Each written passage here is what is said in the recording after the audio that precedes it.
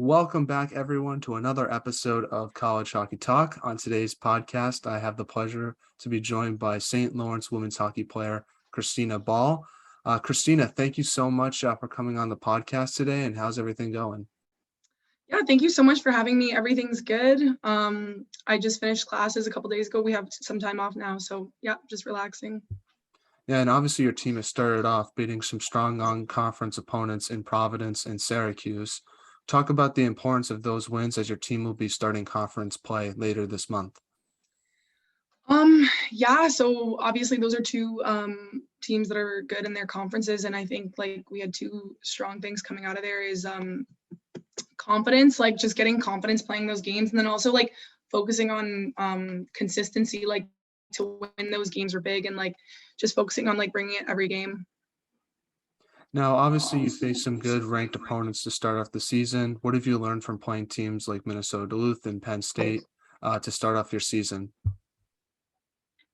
Kind of a similar thing. Like I think playing Minnesota Duluth, like the game was like pretty back and forth. They had times where they were dominating us, and I think we had some times where we were doing a really good job playing in their end, and just like getting confidence from that. Like it just shows like that's a very good team. They were ranked like fourth, I think, at the time, and we played with them. And then also like consistency, like Penn State, that's also another really good team, and we didn't have the game that we wanted to, but just like that just reminds us like you can't just show up one game and not show up the next.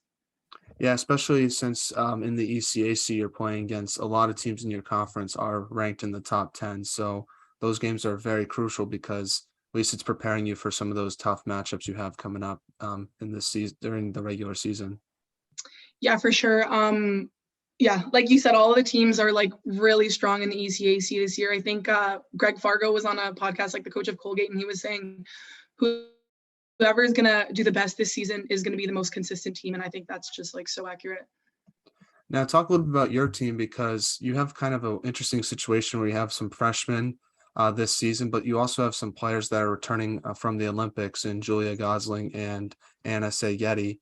Talk about the impact that those players have, having them back on the team, but also talk about the new players that you have as well. Yeah, so Gauze and Anna are huge parts of our team.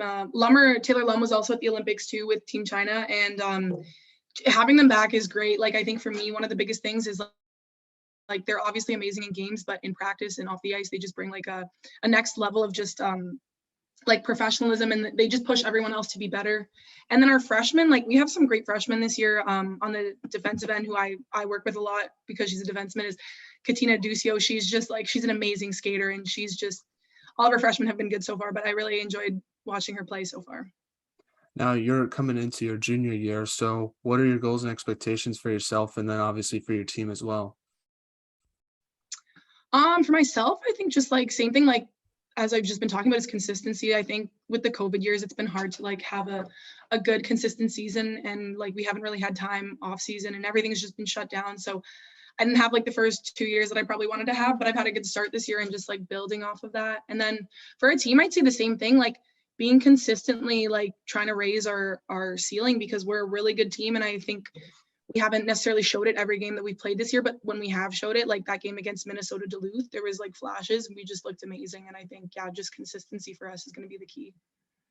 Now talk a little bit about your off season this past summer. What was it like and what'd you do, I guess, to prepare for your junior season? And what would you say is like the biggest improvement you've made to your game so far? I think what I really focused on, kind of what I've always just been focusing on, is just getting in the gym, getting stronger, getting faster. That's one thing that I really, really wanted to work on this year. And my shot, just finding lanes and getting my shot through, as well as getting it harder and more accurate. But yeah, I'd say faster and my shot as well. Those were two really big things that I worked on this off season.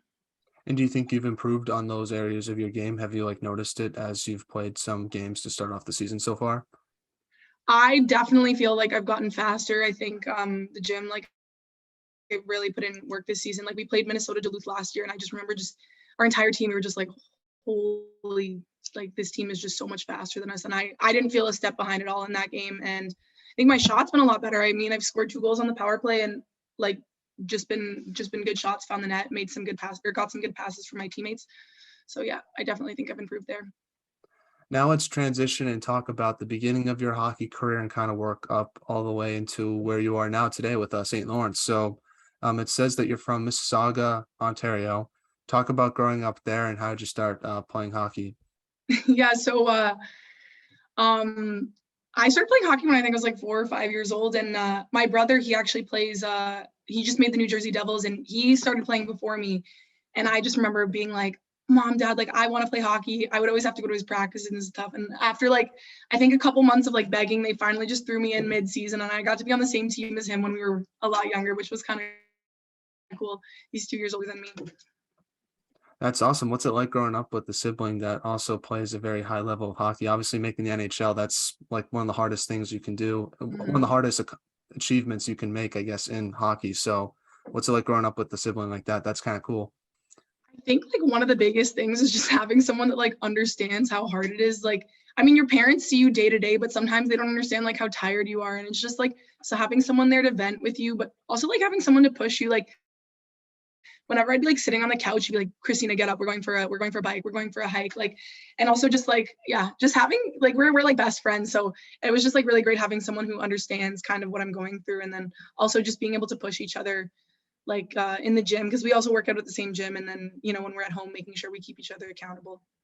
Where were you when you found out he made the team?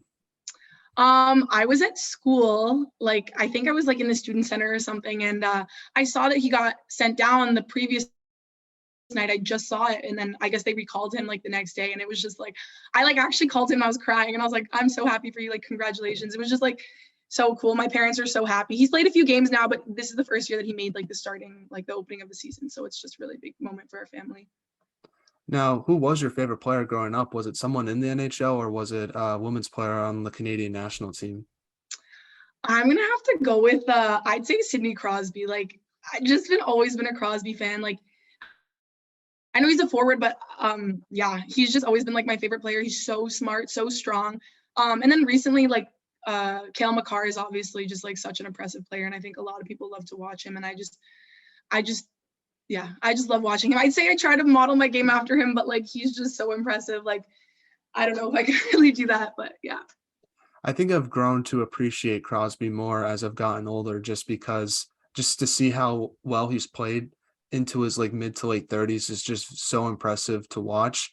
I think it's because I'm American and seeing him score that gold medal goal was very heartbreaking for me to watch. But I think I've grown to kind of get past that and appreciate his game more. Yeah, he's a very impressive player. I like my dad always like he was. I think that's part of the reason he's my favorite player. He's one of my dad's favorite players, and that gold medal goal is just that's a great time in history for Canadians, I think. Now, talk a little bit about your time before college hockey. It says that you played for the Oakville Hornets in the PWHL. How did you get the opportunity to go to that junior team and just talk about your experience there and what you took away from it? Yeah, so I ended up going to Oakville. I think I played in Brampton for most of my when I played girls hockey anyways, I played in Brampton for most of my time, and then I had some friends that were playing in Oakville, and I knew they had some really good coaches. I love my teammates and I love the coaches in Brampton, but it was a little bit of a far of a drive, and I just thought Oakville was closer, it'd be a better place for me to go. And yeah, so I love the coaches. The coaches offered me a spot, and I don't know, it's been a great experience. Like they have like a really great organization there. Um, I always talk to my friends. I say some of my favorite moments happened in junior hockey. Like I love playing college hockey, but junior hockey was definitely one of like the best times of my life. And yeah, Oakville was just a great organization. The rink's great. It was right beside my house. I loved it. What's like the best memory you have with that team? Because just doing research on it, you played with some other D1 commits, including Sarah Boucher from Mercyhurst, Emily Oosterveld from Merrimack. So I'm curious, like, what was it like playing with those other D1 commits, and like, what's the best memory you have with that team? Yeah, so Sarah Boucher and Emily Oosterveld, and then Alyssa Machado was on Penn State. The four of us, we were like best friends, and I think one of my they're obviously all great players, and I loved playing with them. They were all forwards though, but one of my favorite memories is we always had the tournament in Detroit, and we would just do like the stupidest things in the hotel in the hallway. Like I don't even know, like I can't even say what we were doing, but like we were just it was just the best time. I'd say that always just like on the road, being in the hotels with the girls was the most fun. Yeah, I heard that there was some karaoke on the bus. Can you confirm or deny that? Oh, sorry, I just cut out Oh, there. yeah, you did perfect. That's fine. Yeah, there was definitely some karaoke on the bus. However, we also always just would like, I don't know, like pitch perfect it and just like start singing randomly anyways. So I love those girls, and that was like the time in my life that I had in Oakville. And how did that experience help prepare you for college hockey with St. Lawrence? Honestly, I think Oakville, even just the PW in general, was a great experience because we were just, I think it was like, it's very true to like the schedule that you have in college hockey, where it's like we were practicing throughout the week. Sometimes we'd have Tuesday games, but we would usually just play on the weekends, which is like very much what we do in college hockey. So I think that was a great experience. And like specific to St. Lawrence is Oakville is so close to my house, and like St. Lawrence, everything is like right nearby. So I think that was like, I still have like a lot of time just like I did at home. So it's nice. Now, talk about your recruitment process to St. Lawrence. What was that like for you, and what made you want to go to that school versus other ones you might have looked at?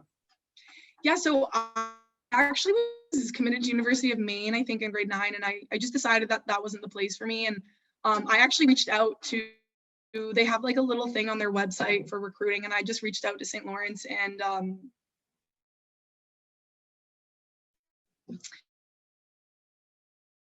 I talked to some of their coaches, and they were like, "Oh, we didn't even know you were decommitted from Maine yet." So I just loved it. They're so pretty.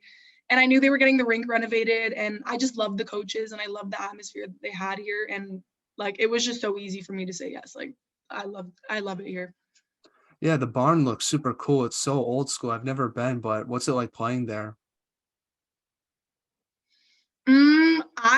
We actually were having this discussion the other day. I think it's probably one of the best college hockey barns, just because like it's like old school, but also all the facilities, like our rooms are, everything's brand new now, but they kept like the wooden bleachers and stuff. And when it's like packed and the student section is packed, it's like, because it's so small, it's like, I don't know, it's just like every it seems like there's a lot more people than there are. Maybe, I don't know, but it's just so loud, and it's just such an electric atmosphere, and it's just like, I don't know, I just love playing there. Now, what was the biggest adjustment you had to make to college hockey? Was it the speed of the game, the physicality, just the day-to-day grind? Like what like stood out to you the most when you first started playing? Probably the speed and decision making. I don't think the day-to-day grind is hard. I actually thought I was a lot more busy in high school, but yeah, like the speed and maybe like decision making. I think moving the puck quick, like in junior, I could make a mistake and get the puck back and not really have an issue. Or if I ran out of time, I could kind of like stick handle my way out of it. But here, like if you make a mistake, like the puck's off your stick, and they're going the team's taking the puck to your net. So I think just like kind of getting used to like, hey, like, move the puck quicker was a big one for me. Now, your freshman year was very interesting, obviously due to the pandemic. You only played 3 teams and it was a shortened season, but you did make it to the ECAC finals. So talk about your freshman year and what you took away from that time. Yeah, my freshman year, so we came in, I think in January, like a lot of the other teams brought their girls in September, but our coaches just thought it'd be best for us to come in January. So with COVID and everything, we were very like kind of secluded from everyone, but it was like, I still think we took a lot away from it. I mean, it wasn't a full season, and it was not anything like how we normally have games and stuff. So it was a little odd in that sense, but I think just getting on the ice and playing, like the 4 teams that were playing in the ECAC were really good teams. So I think just getting that experience, I think it was Colgate, QPAC, and Clarkson. And so just getting that experience against like top teams like that, I think it was like very valuable, and just getting to know our teammates for the upcoming season, because all of our seniors, I think, ended up staying anyways. It was like practically the same team. We got to get like a little bit of a jump start versus the teams that didn't get to play. So that was nice. Now, during your sophomore year, first of all, it must have been nice not to play Clarkson all the time your sophomore year, just because I checked your freshman year schedule and it seemed like you played that team like every other game. But your sophomore year, your team made it to the ECAC playoffs and lost to Yale in the quarterfinals. What did your team learn in that series that has helped you out for your junior year? Because it seemed like you gave Yale a pretty good, hard fought battle and almost won that series. And obviously, Yale ended up making it to the Frozen Four. So it feels like even though you only lost in the quarterfinals, it seems like you were just a few steps away from potentially making the tournament. And who knows what could have happened? A run could have happened, I guess. Like it's just crazy. Like the bounce of a puck could change a lot for your team. And I just felt like your team looked very solid in that series. Yeah, man, you say like the bouncing of the puck could change one thing. Like we had so many times where we were up a goal or it was tied or we were down a goal and the puck missed the net by like a couple inches. And it was just like heartbreaking because we did feel like we should have won that series. And I don't know like what happened on Yale's side, if maybe they didn't have the games that they wanted to or they did and we just came out better. But we were winning the second game too, and it just sucked to blow that lead. But I think it did give us a lot of experience, and going back to like what I said and just consistency. Like we were amazing that first game, and then we just didn't bring the same consistency and the same like drive every game. And I think if we did that, like we probably would have been sitting in a different position at the end of that series. But I think, like I said, just consistency and then building off confidence that we have from winning the games that we have early on. And obviously closing out games as well. I feel like that's an important part because I always feel like the toughest thing to do in hockey is end someone's season. So is that something you took away from that series as well? Yeah, I think closing out, like that's like been a really big thing for our team is like we get to a place where we're up by a goal or and then we end up, I don't know, we'll like blow the 1-goal lead and we haven't been able to finish, or we'll tie a lot of games in games that we should be winning, and we just have to focus on being consistent and finishing our games and coming out strong and beating opponents that we should beat, and then getting some games maybe on the road that maybe shouldn't have gone our way. Now, how have you balanced both hockey and academics as a Division I athlete? Because that must be a challenge. It's a challenge for me not being an athlete, but I feel like being an athlete, it's even more challenging. So I think everyone has different experiences, and I don't know if I just went to like a super hard high school that prepared me for university or what, but I don't find it too hard to balance college and hockey right now. I think like the biggest thing is just like knowing that you have free time, but that free time isn't actually just free time to go hang out with your friends. That free time is like you have to allot some of it to studying, some of it to making sure you're eating right, some of it to getting in a nap maybe before practice. So I think, yeah, just like noticing that you have a lot more free time, but it's not truly free time. But yeah, like I said, I haven't found it too hard so far balancing school and hockey. Now, you mentioned it before. You talked about how the ECAC is one of the most competitive conferences in college hockey, and it kind of answered this one question that I wrote down. But what is it like playing in the ECAC and just the players and teams that you face every night? Yeah, I think yeah, like I said, like it's crazy hard. And I think one big thing about the ECAC too is it's especially with the rule change that they've kind of implemented with the refereeing, like where they're letting a lot more things go, like body contact wise. It is a very physical league. Like you're coming out of every game with like bruises and you're kind of sore after every game. So I think like that just constant grind throughout the season like wears on you. But yeah, just like knowing that you have to come to play, like even though we have like those top teams in the top 15, like we have other really strong teams that like can beat teams on any given night. Like I think RPI even upset someone the other day. Like we have really good teams in our league that fall outside of the top 8, even like the playoff spots. And it's just like you can't take any games off in this league. Have you thrown a big check so far in your career? I think I had one. I don't know. I had one against Colgate in one of our exhibition games. I think I don't know. I don't know if it was a big hit. I think I just caught her at the wrong angle, but yeah, I've definitely had some big ones. I think I'm one of the more physical girls on our team, and I'm definitely one of the bigger ones. So try to take it out of my game a little bit because of penalties, but I mean, now we're Yeah. getting a little bit more leeway. So I don't know. We'll see. As long as you haven't taken any big hits, I don't know if that's happened in your career so far. It's you have to be the one delivering it. That's always my advice. Yeah, you know what? I actually got rocked pretty hard against UMD, not this season, but last season I got a concussion. So I was out. I didn't get to play in those Clarkson games last year. So I'm excited to play Clarkson again, actually, because of it. Now you have one of the best goalies in the ECAC in Lucy Morgan. As a defenseman, I wanted to ask you what's it like having a goalie like that? So there's two sides to it. Obviously, like positive side, it's like, oh my God, like Lucy's got our back. Like nothing's going in our net. Like she's amazing. She's also my best friend on the team. I love the girl to death. So I just see how hard she works, and she's just such an amazing person. And so that's the one side. You're like we have one of the best goalies in the country. Like she's amazing. The other side of it though is sometimes I find that because of that, because we know Lucy's gonna stop everything, we're like, oh, like we get a little complacent. So I like challenging our D, including myself. Sometimes you're like, oh, Lucy's got it, and like you don't pick up a stick that you should have. And I think just like challenging ourselves with that and making sure we're like being consistent in our defensive zone, even though we do have one of the best goalies in the league. Now we do have some time, so I wanted to do a segment I like to call 5 questions with yourself that have nothing to do with hockey to kind of get to know you a little bit more off the ice as well as your teammates, if that's okay with you. Yeah, that's fine. So first question is, who is the funniest teammate that you have at St. Lawrence?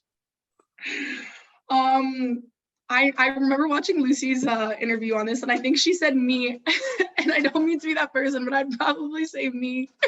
And I'd say Lucy's hilarious too. We have some really funny girls on our team. I'm kind of blanking right now. Allie McLeod's, I always have a fun time with her. Who else? Laura Cote is hilarious. Lily Wildman. We have a lot of funny girls on our team. It's hard to pick one, but we all just have a lot of fun all the time. Does Lucy have a dry sense of humor? Because she seemed really quiet when I interviewed her on the podcast. I assume that seems from my just one interaction with her, that seems to be the case, but obviously you know her better. She honestly, I think she's a little bit more of a shy person at first. I think that's what it might have been, but I wouldn't say her sense of humor is dry. No, she's just like, she's actually like a goofball. She's hilarious, but yeah, I think sometimes she's a little maybe gets a little nervous or shy for the interviews around new people. Now, what music do you like to listen to? I love country. I think coming into SLU, I like to rap a lot because I'm like from Toronto area, but everyone here plays like EDM and like remixes all the time. So I'm like kind of like on that wave now, but definitely country for sure. Who's the best rapper from Toronto? I mean, I feel like you got to just go with Drake All just right. because everyone knows Drake, but yeah, I love Drake.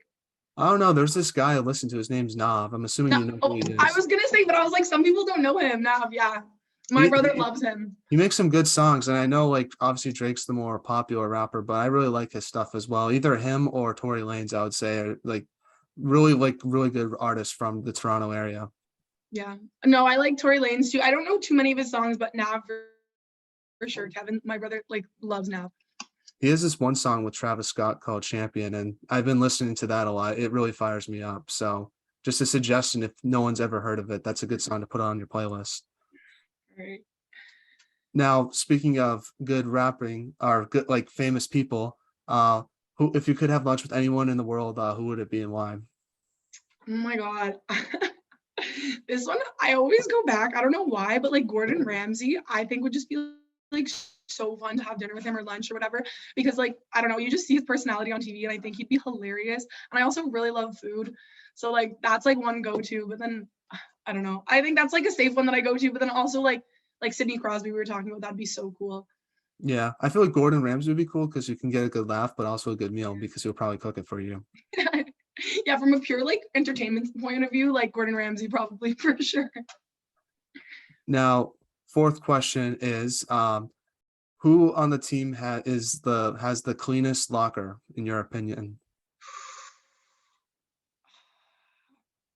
I don't know. We have a few neat freaks. I'd say I like to keep my stuff pretty clean, but my locker's a mess, so not me. Um Rachel Bjorgen, I'd say she keeps her stuff pretty clean. Taylor Lum for sure, she definitely has a clean one. Suyeon definitely has a clean one too. And I'm sure there's a few others in there, but those are I can tell you who has the messiest one. Who is it? Is probably Julia Gosling and myself. Now, speaking, one more non-hockey question is, you obviously have the best style on the St. Lawrence women's hockey team, but besides yourself, who would you say has the best style on the team? Who's showing up the best during pregame? Yeah, we have some good ones. That's actually a great question. Rachel Bjorgen always comes with the good fits. Allie McLeod, always fire. Gabby Jones, she has like the greatest hats every time. Who else? I love Lucy's style too. She's a little different style, but I love her style. She always looks great. Chloe Poutafont, I always love what she wears, a little bit like Western themed. But yeah, we also have like a lot of girls. I can't honestly, everyone has like great game day fits. Yeah, you women's hockey players love the hats. Is that like a trend? I'm curious about that. I'm not obviously I don't know anything about women's fashion, but it seems like it's starting to become more of a fashion trend. I think it's just like something to like elevate the look. Like I personally, I don't know where it is, but I wear like my cowboy hat. I've been wearing that for the last few games, so I think it's gonna be a staple in my closet. But I don't know. I think it's just like something extra to like elevate the look. But I love it. Yeah, I don't know. I haven't seen too many men's hockey players wear it. Maybe we should. I will say though, I feel like a lot of guys hockey players have upped their style this season. College Hockey Talk does our best outfits of the week, and I feel like the guys have upped their game this year, which is good to see. So it'll be interesting who will win the best pregame outfit of the season when the season's over. Obviously, Yeah, I've seen a few guys that flew rock the cowboy hats, but maybe that's just like a little bit more because they're like where we are. But yeah, yeah. I think it depends. Like, I feel like if you have hair like mine, you can't really wear it because it's too short. I feel like you need to have a flow in order to kind of pull off the hat look. fair enough. But I don't know. I like just a good classic suit. I think that's just the best look to have. For guys, I think so, yeah. But I think there's so much more that we get to do, so I kind of like it. Yeah, I agree. I agree. I get a little jealous sometimes, honestly. So now getting back to some hockey questions. Now, first one is what should be done to help grow women's hockey, in your opinion?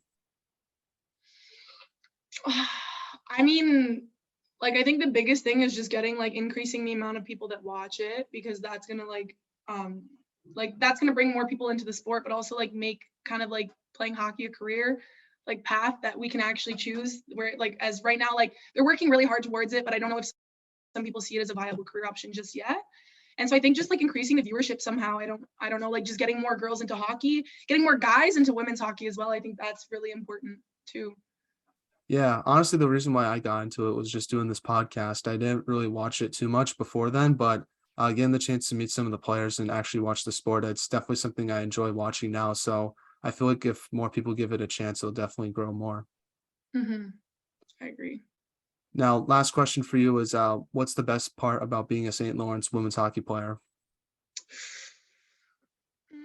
I think I know this one. I think so. I talked a lot about how free time and how we have, as a college athlete, you have to prioritize your time. I think St. Lawrence, I think our coaches do one of the best jobs about giving us free time. And, you know, we do get everything done that we need to do on the rink and in the gym. But I think like other than that, our coaches like, and we do video too, but our coaches, I don't think we're spending as much time in the rink as a lot of other Division I women's college hockey athletes are. And I think that's a really good thing. Our coaches give us like time to be college students. And I think that's one of the best things I love about St. Lawrence. Do you have any shout outs you want to give to your teammates, family members, or friends? I know you mentioned some of them throughout the interview, but if there's someone you might have forgotten about, feel free to shout them out. Yeah, I think all my teammates, like I love all of them. And just so yeah, everyone on St. Lawrence, my coaches, and then Lucy is my best friend. So shout out to Lucy. And my brother, shout out to my brother. Congratulations on making the team in New Jersey.